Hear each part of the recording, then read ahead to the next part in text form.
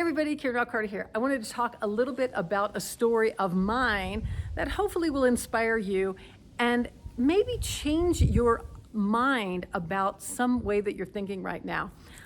I am talking about a lot of my clients that feel like they're off in the weeds, they're off their trail, they don't even know why they're here, they're frustrated and they're not doing what they think they should be doing. And just a little bit of not angst, but just frustration about their inability to get on track.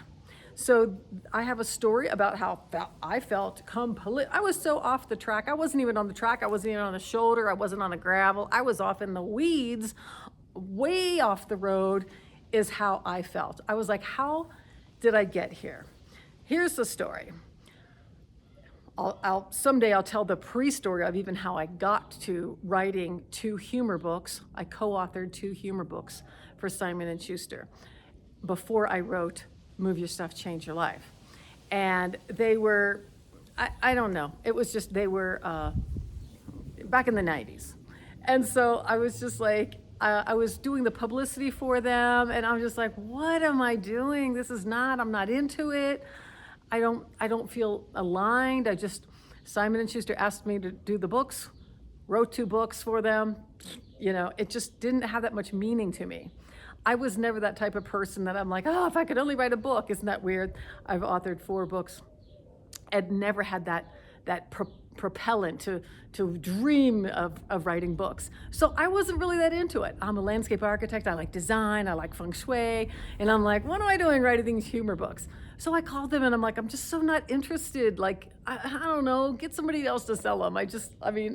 Very kind of a little ungrateful place the way it sounds for somebody else that might want to have a book published and whatever. But anyway, I just wasn't feeling it. It felt like it was off my track. And so I said, look, I don't care. I don't know, find somebody else to support this book. I don't know. And so I said, I'm a landscape architect. I know this thing called feng shui. There's not many feng shui books in English. And if they are, they come out of the UK. They spell color with a U, just ragging on you guys. Anyway, sorry, Brits. So I said, look, can I write a book like that? And they're like, I don't know, write a proposal. And I'm like, I've never written a proposal for you in my life. But anyway, I wrote a proposal. And I wrote a book about feng shui over the landscape architecture design process. They read the book, and in their rejection letter to me, they said, very good proposal, take it to a small niche publisher. We're Simon & Schuster, we don't do niche books. And so they said at the very end of the rejection letter, you always look for opportunities. They said, although we're looking to acquire a feng shui book, this isn't the one. So how do I know how to get a book published? What do they want? Are you willing to write it? That's my little writer's feng shui tip for you. So I called them and I said, hey, what are you looking for? And they said, we're looking for a fun feng shui book. And I'm like, this was way back before there was feng shui for cats and feng shui your dog and everything else. This was pre-everything.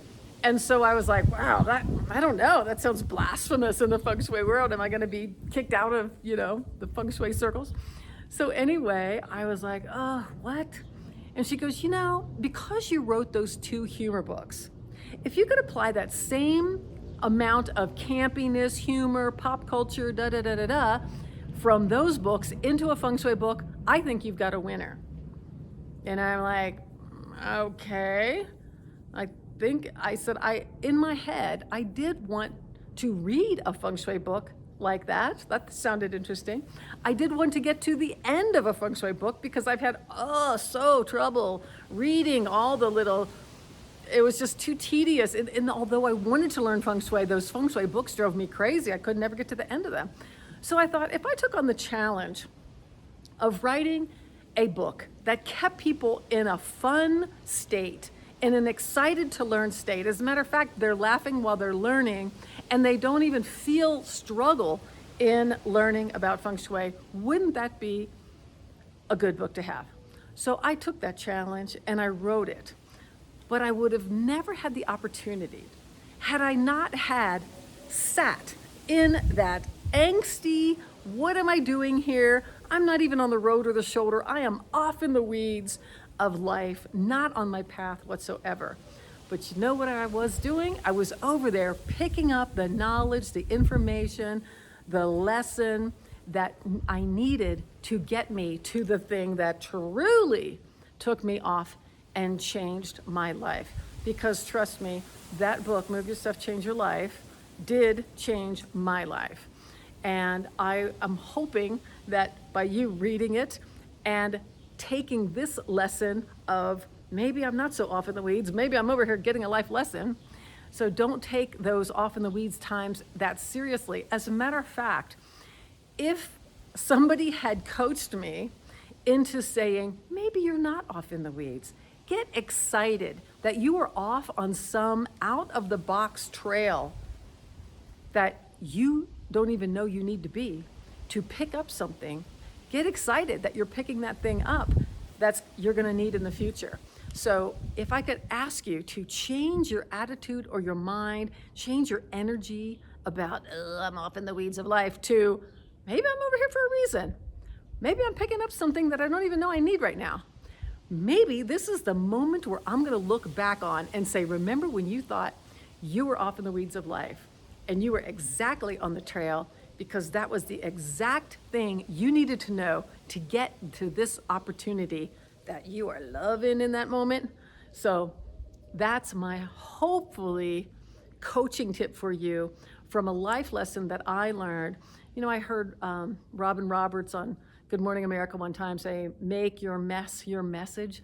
Maybe that mess that you're in right now, that off the weeds of life thing, is truly the thing that you are going to be birthing forth, bringing to people in the future that need to know that thing, whatever it is, that you can authentically say, this is my story and I think it's going to help you.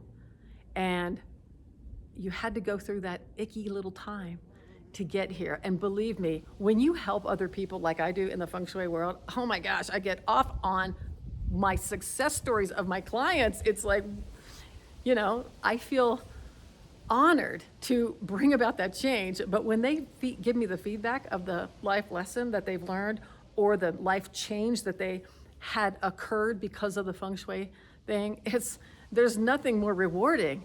So I'm addicted to my job. So I hope that you can get to that point where you are loving life in that way. So don't fret about being off in the weeds. Change your attitude to curiosity, to excitement, to anticipation, maybe even gratitude. If you can get the gratitude about it, wow, propellant to get you there. So think about tweaking the attitude and shifting that mindset to a more positive one to take you into that dream future that you don't even know right now. I had no idea. I had no desire to be a national best-selling author. Other people have that dream and they never get it. I never even had the dream. Why was that opportunity given to me? It's so interesting. When you allow the universe to guide you on your path and not live by the shoulds of what I should be doing, what my family always did, whatever. Surf the wave of the flow and allow that universe to take you to your authentic life path. Wow, watch how life unfolds for you. So get excited, get curious, get grateful, and you'll be feeling like you're on your right path very, very soon. It's my wish for you. I hope this helps, and hopefully you'll get me some good comments below. And I wish you well out there on the path. Take care.